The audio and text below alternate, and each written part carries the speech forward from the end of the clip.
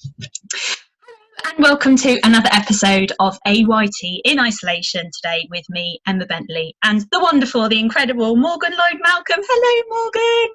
Hi. Hi, how are you today? I am good. I'm in my shed in the garden. And I was just admiring it. It's the dream, absolute dream. honestly, it's been an absolute lifesaver during this whole lockdown. I only built it last summer, and it was amazing when that happened. You built it yourself? No, I got. I had this image of you being like, I will build a shed for myself to write in. I wish I had those kind of skills.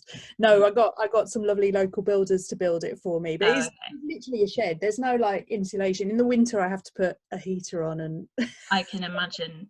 But right now I guess it's been perfect. Yeah, because we're in a flat, so it just gives us an extra room, and because you can't get to it directly, you can't get to our garden directly, so the kids can't get to me. So like, nice. Okay. And like they have to come down with one of us to get to the garden. So okay, it's quite like I have a commute down the alleyway, which just off to do my writing today in my shed. That sounds amazing. I'm going to give you a little introduction. It's not a full-on like Simon Stevens roll call one, but it's like, just in case people don't know who you are, they should know who you are, but if they don't. So Morgan is an award-winning theatre writer who also writes for screen. She has many impressive credits to her name. In 2011 she wrote Belongings, which showed at the Hampstead Theatre and Trafalgar Studios. And between 2009 and 2012 she was a part of the writing teams for the pantos at the Lyric. Is that right?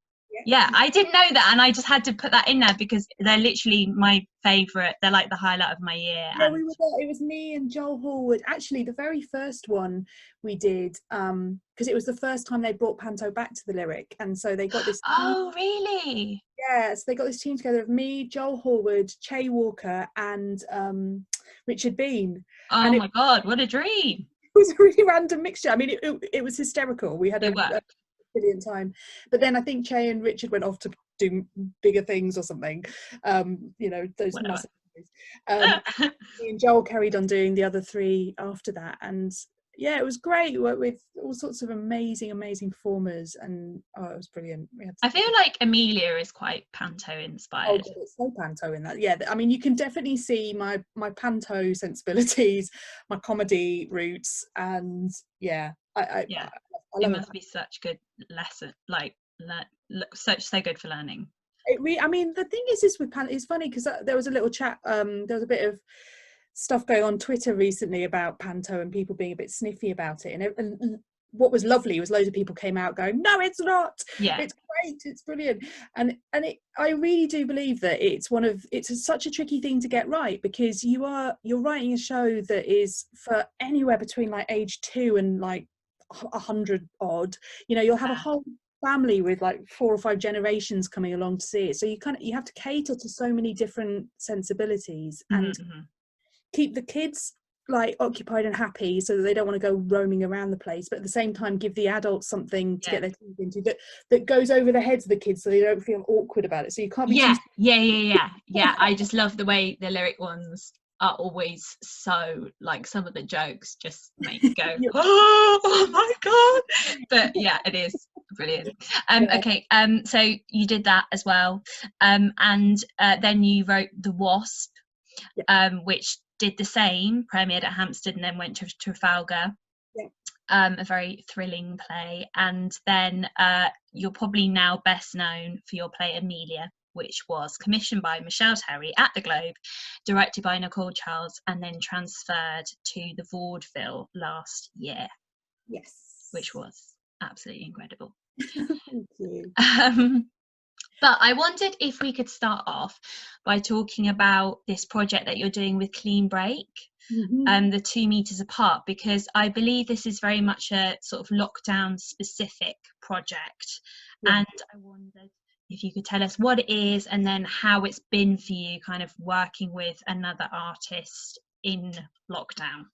Sure. I mean, essentially it was kind of a way of them matching up their artists within the building to kind of, I think, create a bit of a support between the two each, because we've been put into pairs essentially, and the original arrangement was that we would try and have, you know, regular contact on Zoom and check in with each other, but also to see whether there was a way of collaborating online together and see what came out of that. It was very, very kind of free, and it was more about seeing whether or not as artists you connected up in a certain way, and what that might mean and what that means now and online, and when you can't meet face to face and you might not even be able to perform in a very real theatrical setting, you know, what does that mean? And it was lovely. So I was paired up with Terry Anuja, who I actually know from years ago.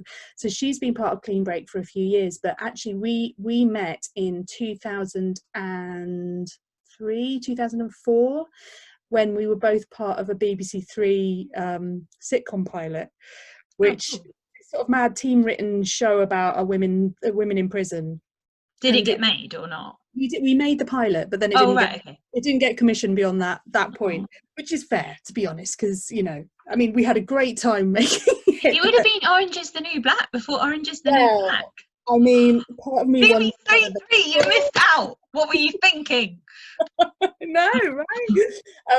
I mean, yeah, it was a patchy show, but me and Terry, we got on so well at the time, and it was one of those ones where after the show happened, we sort of diverged and didn't see each other for ages. And then when I was working with Clean Break a few years ago, making a musical for their, I think it was a Fun Palaces. Yeah, we made a musical for their Fun Palace weekend. And she was around then, and we kind of were like, yay, there you are. It's been years, like literally a decade probably.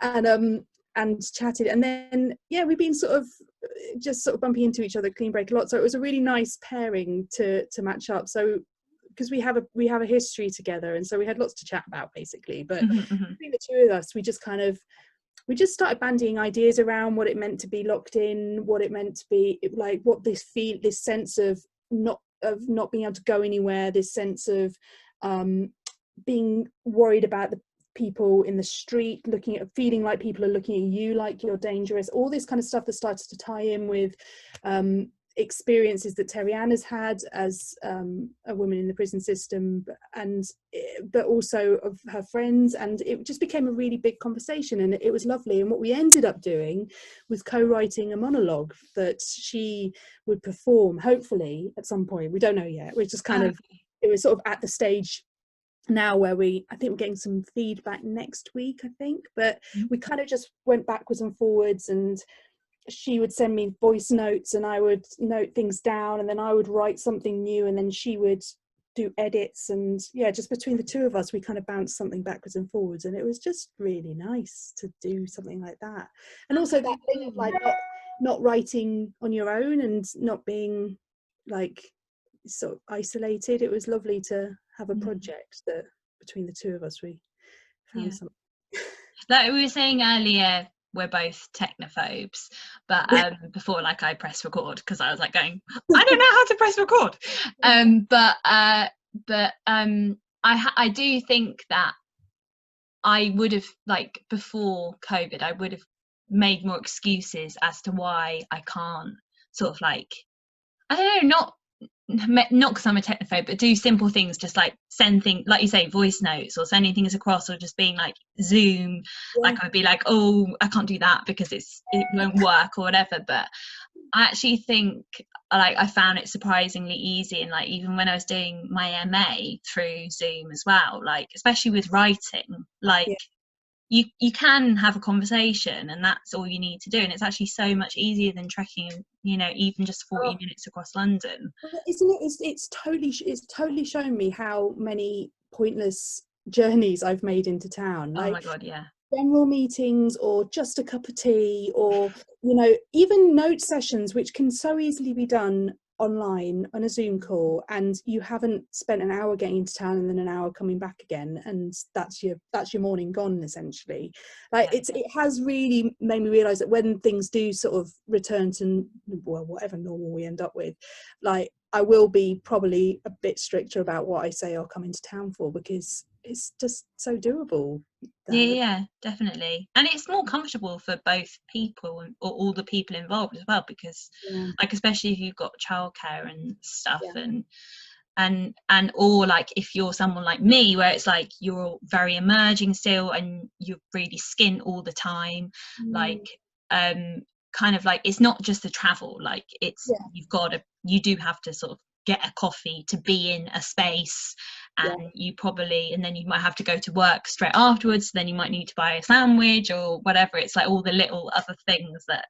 And also, I think, and I don't know if you've noticed this, but I think that when you go into somebody's space, there's a really interesting power balance there, or imbalance, that particularly if it's somebody who is in a position of power, or somebody who has commissioned you, or is you know, the person making decisions about whether something's going to be made. Whereas I found that when I've been speaking to people like that on Zoom, it feels way more neutral, because I'm in my own space, they're in their space. You're also sort of seeing in the background what their living room looks like, or what their bedroom looks like, and it kind of feels like a few boundaries have kind of shifted in that sense. Whereas when you go into an office, like say for example, like going to a telly production office in Soho and stepping into a lovely you know, space it's quite intimidating sometimes, particularly Oh my if you're, God, massively, you know, artist or whatever. And I, you know, I definitely think there's a slight leveling that happens when you're on Zoom, that, and I know it doesn't work for everybody, and I know that also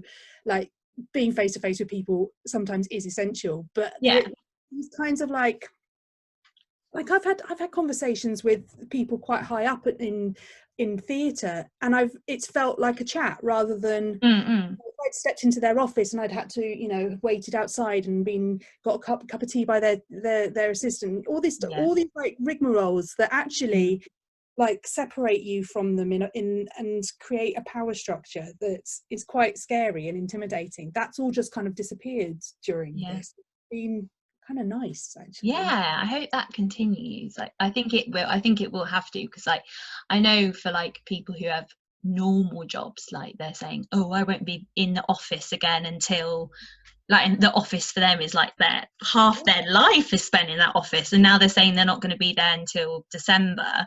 So like, it's not just our industry. It's all my husband's an engineer, and he was sort of having to work part-time recently anyway, but he said that when he goes back in, he probably would only ever really go into the office once a week to have those essential face-to-face meetings, but the rest of the time it's all been so doable from home. Like, it's all been completely possible, apart from obviously the children being around all the time, but that's been the sort of the main juggle. But you know, if they go, once they're back at school, it would be so much better if he was able to be at home, because it helps. Oh, you know, if he's around, then it becomes easier for one of us to pick the kids up and have that as a pretty easy sort of negotiation, rather than, oh God, he's got to come, it's going to take him an hour to get back in to pick, you know, all that kind of stuff. No, I can imagine.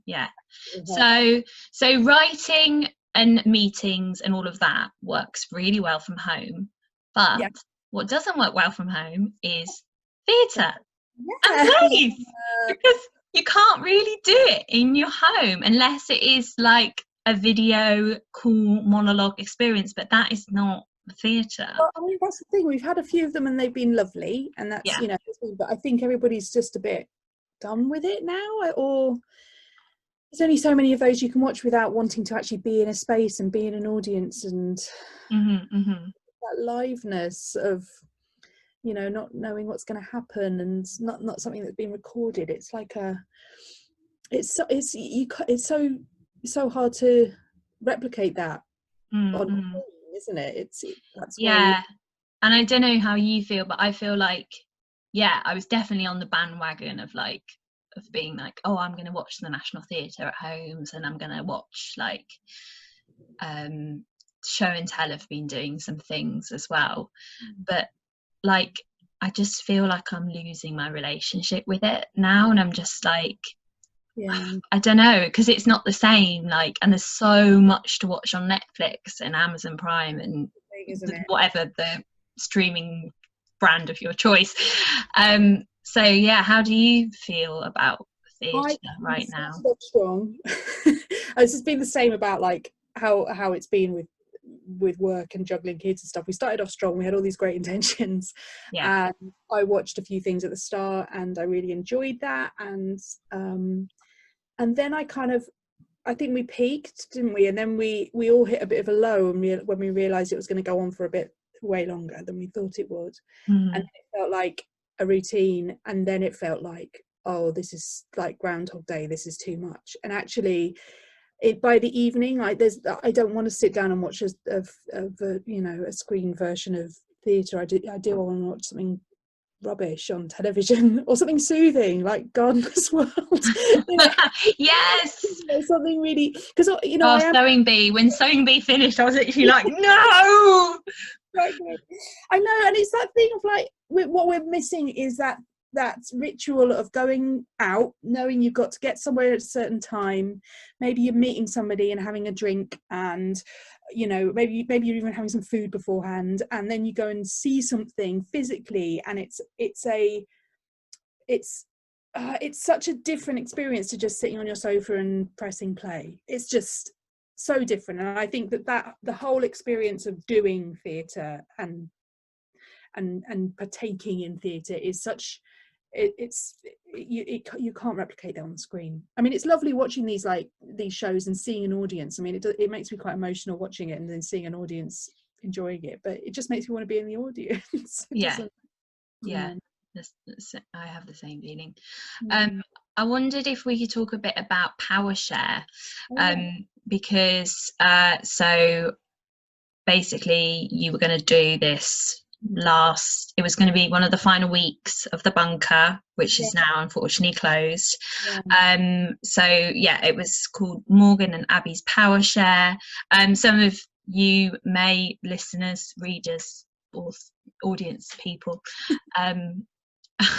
you may be aware it had a great graphic with the fist clutching a banner with the words "It's time to change," and it was meant to start on the 16th of March. And from what I can remember, I couldn't find anything like an actual article online, but from what I remember, you and Abby were like one of the first theatre teams to sort of cancel something. So it's like Boris has said, don't go to the theatre, but hadn't said, do not go to the theatre. It was like avoid busy areas, right? But get committed to telling theatres that they had to close. And so theatres, I mean, poor theatres were in this position where they were like, well, we've got to keep going because actually our insurance won't cover us if we cancel performances now. We're not covered because we've not been made to cancel performances. That's just a choice. And so it was a really tricky place for venues to be in and producers to be in, and basically I remember getting to the Sunday night, with the Sunday afternoon before we were supposed to be getting in everything on the Monday and ready to do it. And I had already decided that my kids weren't going back to school. So again, he hadn't closed schools by that point. I'd already, he was essentially saying, if you can't go into work, if you can work from home, work from home. That's what he was saying. And so we were like, well, hang on, that's really hard to apply to actors, and and it's really, they can't work from home. So what are you saying? They should carry on working, but what? I mean, it just didn't make any sense. And also we were looking at it going, who's going to come? Like, are we going to put all this energy into trying to put a show on, and then nobody turns up because they're scared of sitting in an auditorium? Quite rightly scared of sitting in an auditorium. And then also, would we then just be cancelling it in a couple of days? And like, it just felt like such a mad idea to put all up. We had almost 100 people involved. They were supposed to be almost. It's not like it was just one. Exactly. It was, if it had been a one-person show, and I don't know, it could possibly have been. But I'm glad we did, because it also just kind of. It was a decision that was really hard to make, but we felt right that it was the right thing to do, because we also started to get people cancel, like saying they wouldn't be able to come and do their segment because they had symptoms, and so they were having, it was at the time, it was the time when if you had sort of cold and flu like symptoms, people were advised to stay at home. Like, I'm staying indoors.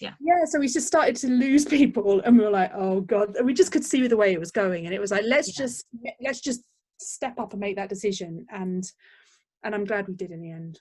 I'm glad we did. No, I But think it was, I remember seeing it on Twitter and being like, oh great, and then like very shortly after, then obviously more people started to do it. But it was a really weird, like, shall we, like, everybody was going, what do we do, because we were getting no guidance. I mean, we've still barely had any guidance really, but you know, at least they eventually said yes, you have to shut, and then the theatres were able to do it properly. But yeah, that was such an upsetting time, because as well as like I haven't like done a theatre show for ages, but as well as like obviously in my head I'm like a theatre person, and I also work in the hospitality industry as well, so it was just like getting majorly effed over on both sides basically, of being in work and him saying don't go to cafes and restaurants, and just being in a cafe just being like, and then exactly the same, like my friend, I've got some friends in like West End shows and stuff, and they're just like,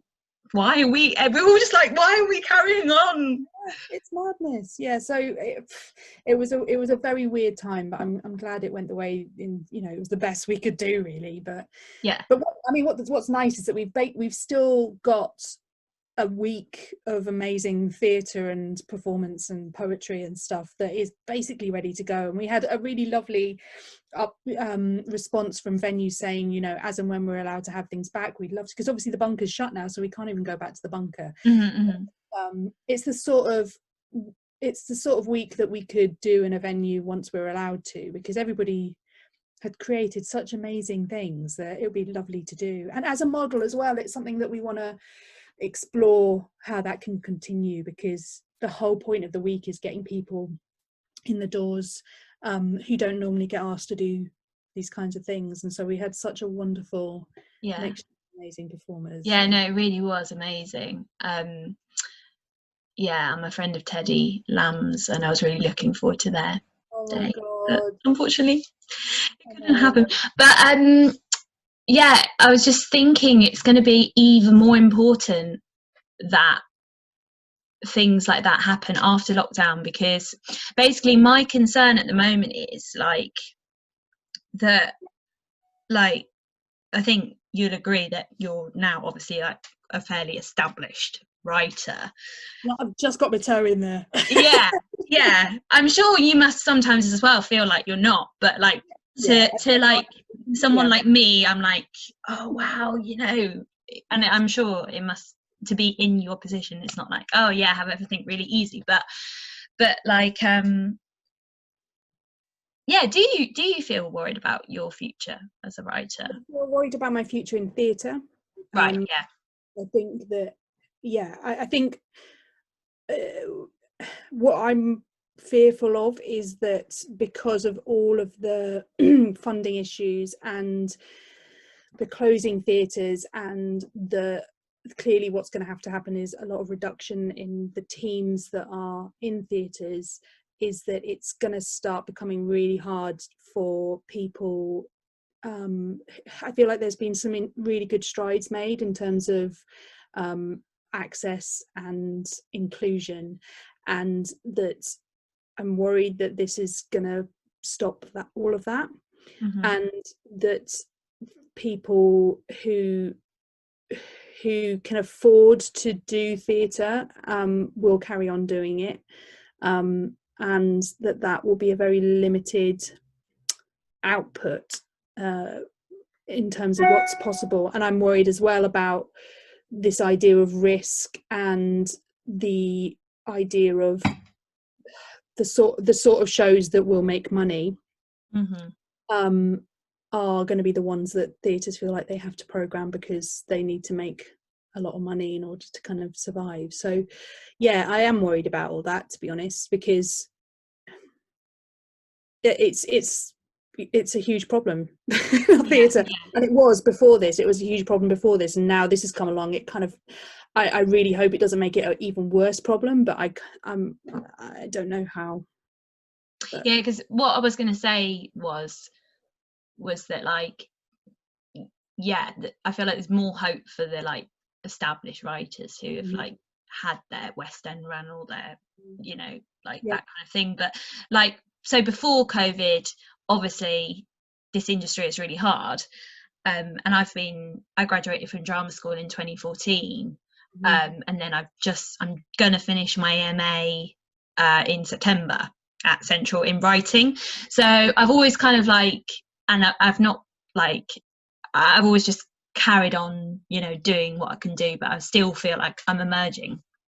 I am emerging, but so now I'm kind of thinking, well, I've always just thought, oh, I'll carry on trying, and you know, something might happen. Now I'm like, it's just that thing about people taking a risk, and will they want to take a risk on? Well, I mean, I try and be hopeful, and I try and be positive about this kind of thing, because you just hope that, I mean, there are some big changes hopefully that are going to come out of the Black Lives Matter movement. There's a lot of scrutiny of the way that theatre is run at the moment, the hierarchies, the people in charge, and I hope that some changes happen there, because yes, I think the idea of being a risk applies to so many people that are considered marginalised, but within the theatre community, by the people that are running it, but actually it is the majority of people in the world.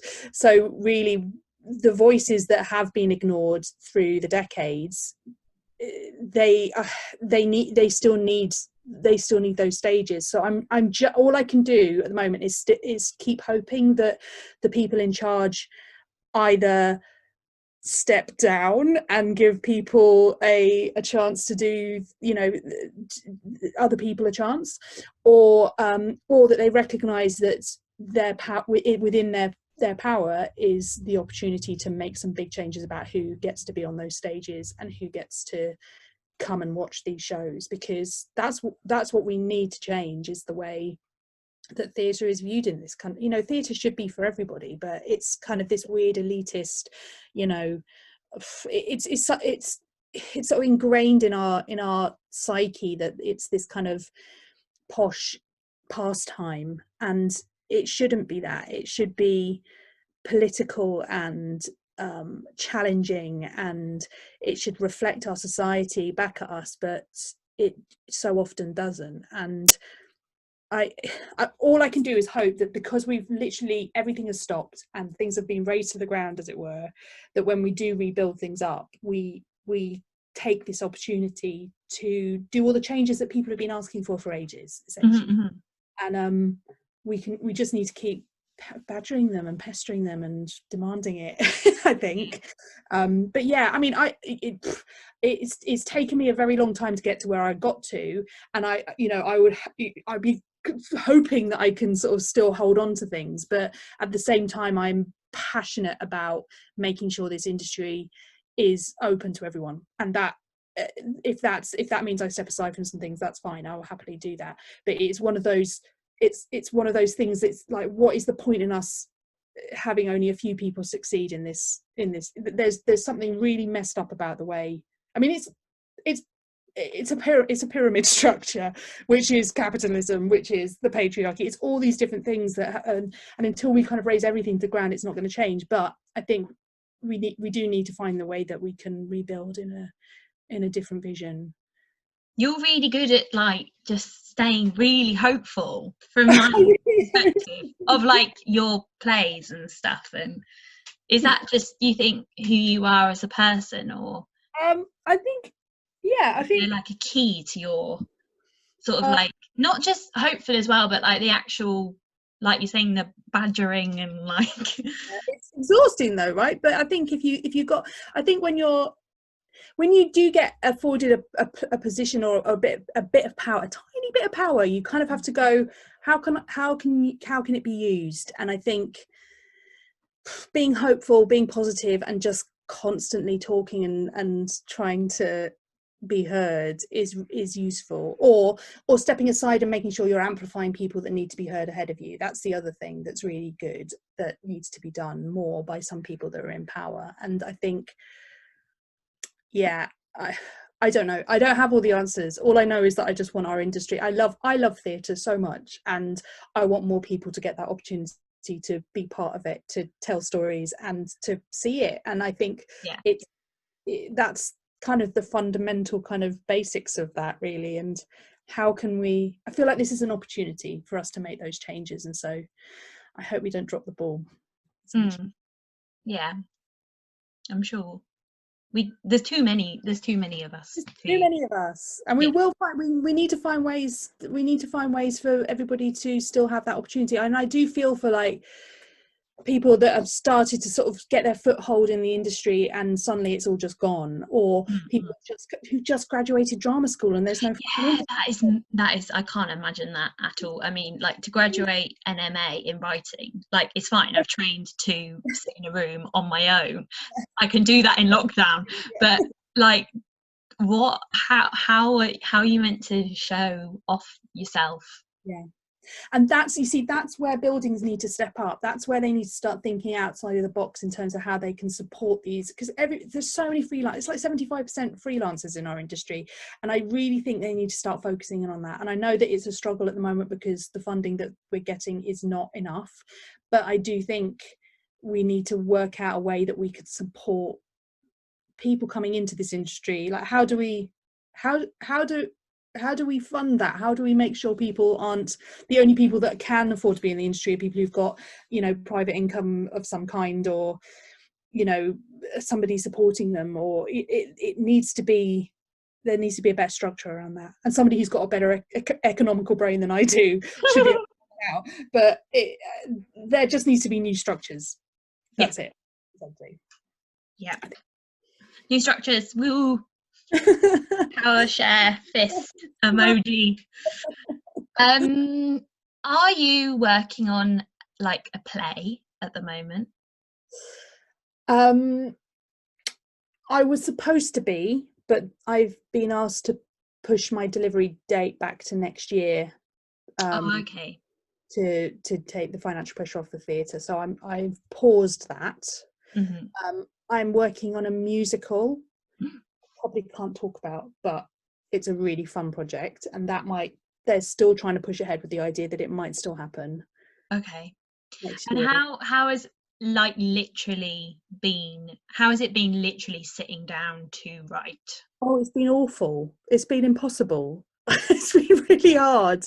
I genuinely, it's trying to write in a pandemic, like it's so distracting, and I'm constantly exhausted, and persuading myself to sit and focus for any longer than, I don't know, an hour is so hard. And I have a good day of a week and then I'll have 4 crappy days, or I'll have no good days and then I'll have a really devastated weekend, or then I'll suddenly have a deadline and I'll just get it all done and it's fine and I'll feel really proud of myself, and then nothing will happen for 2 weeks.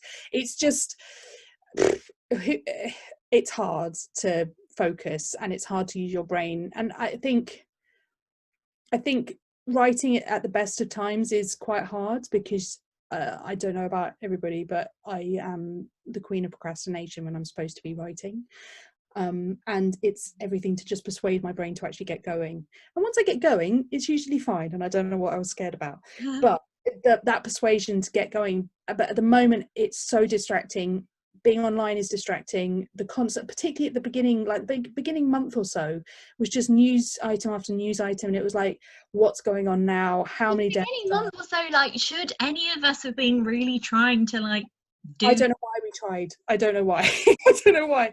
And also, like, homeschooling, like that was like, how are we going to do this? And also, you know, am I still going to have any writing jobs? I mean, luckily I've managed to hang on to a couple of things that feel like I can, you know, not be worried for the next 6 months. But which I know is I'm very lucky to have that. But all of my theatre's gone. You know, it's been postponed or cancelled or whatever. And luckily I've got a bit of telly, which is like saving grace. And my husband, who's an engineer, we have that, and he's always, to be honest, he's been my supporter through the whole. I would have dropped out of theatre a long time ago if I didn't marry an engineer, and I'm always really honest about this. Yeah, you are. You said I've been in a Q&A before you said that. The structures that we're doing, and that's why I talk about, like, we've got to make it so that people who can afford to stay in it aren't the only people that can, because I'm one of those only people. I can only afford to stay in it because I married a guy with a salary. He's my wealthy benefactor. It's like, you know, that's how arts has always, you know, people always needed a benefactor. They needed somebody who was paying their way while they did their art. And we've got to find a more structured version of that for people that don't marry an engineer or have private wealth or have a relation who can sling them their rent money or whatever. We need a better system. That's why I keep banging on about these systems, because I recognise that I just couldn't have done it, or I would have managed it, but I would have had to work way longer than I did in my kind of day jobby type thing. So I managed to and then you think, oh, would it have been as good? Yeah, it's hard. It's really hard to write and do a day job, and I know lots of people that are still doing that, and I don't envy them. It's really hard, and you know, I feel really privileged, and I am privileged that I was able to step out of that. And yeah, so it's, I mean, he was facing redundancy, but I think he's safe now, so that's good. But yeah, all these worries where you're like, what the fuck is going on? Everything that I've built, I've been aiming for, is suddenly just been whipped away, and it's like, and no answers about nobody knows what's going on, you know. And I'm incredibly privileged, because I've got a career at the moment that I could probably pick it back up at some point if theatre returns. But so many of my friends better take the next play. Like, there'll be some very angry fans out there. Very strong following. You know, our freelance and all the stuff that's coming out at the moment about these zero-hour contracts that people are on in theatres, and how there is so much exploitation going on, and there is so much dependence on people not earning very much money. There needs to be a redistribution of the wealth. There needs to be way less salary gaps. There needs to be a look at the actual community of what a theatre is and what it can do within a community, that it should reflect that community, and all of these things. That this is the conversation that's happening, but I really hope we start seeing those things start like being put into change, and yeah, we just need these buildings to start leading and doing that kind of thing and showing us that they can change, because we need it. So I want to rant. I'm on my bloody soapbox. No, I love it. That's what it's for. We're going to put it on YouTube. Oh, God. Oh no, I'm gonna regret it all. I think that's probably a good place to end. Is it? Yeah. Not because of the soapbox. Because of like, it's terrible. I always get ranty on like these kind of things, and you know, it's really interesting. I heard once that a theatre director thought that because of my Twitter, they thought I would be scary. And really? I'm like, yeah, and I'm like, I'm really not scary. I'm probably, you know, I'm really kind of, I just get passionate, and I think I don't know if that's a gendered thing or something. I just get passionate about these things because I just want theatre to, I just want it to be for everybody. That's it. That's all it is. Saying you were scary. Mm-hmm. I think I understand. Yeah, you're not scary. Nice. I'll be really nice to you. But yeah, it's interesting. But thank you for having me. No, it was an absolute pleasure. Thank you so much. And have a nice rest of your day. Are you going to actually do some writing? Well, no, it's Friday. It's like just after 5 on a Friday. Oh my God! Crack open the G&Ts. Right. I'm actually going to go and see my mum today. Oh, lovely. In a socially distanced fashion. But it's the first time I've seen her in 4 months, so. Oh, yeah, that's lovely. I'll have a lovely time. I know I need to see, my mum's in Wales, and obviously they're locked out, so I'm desperate to go and see her. We might try and go later on in the summer. Give her a big hug. Yes. Are we allowed to hug? I don't know. I don't think you're allowed to hug yet, no. You can cover yourself in plastic and just... Yeah, and then hug. I don't have the means to do that, so I'll just have to do that thing where you're like, oh, hi. You should all start bowing again, I think. We should No, because that's classist as well. That really is, so, yeah. We could all do it. We could all bow to each other. We'll have like amazing, a bit like sort of amazing high fives. We can all have different variations on bows. Maybe those like 90s like special clap things is going to come back in as well, but we'll be doing them like a meter apart, so there won't actually be any like noise. It will just be a dance. A nice dance. No, it's all going to be all right. We're gonna get through this, and we're gonna make some changes, and it's going to be great. Yay! Yes. Come on, going and follow Morgan on Twitter. Yes, if you want to hear her inspirational or either ranting or just retweeting cat videos. So that's my. We need both. So yeah, we need balance. Thanks. Thank you. Hopefully see you again one day. Bye. Bye.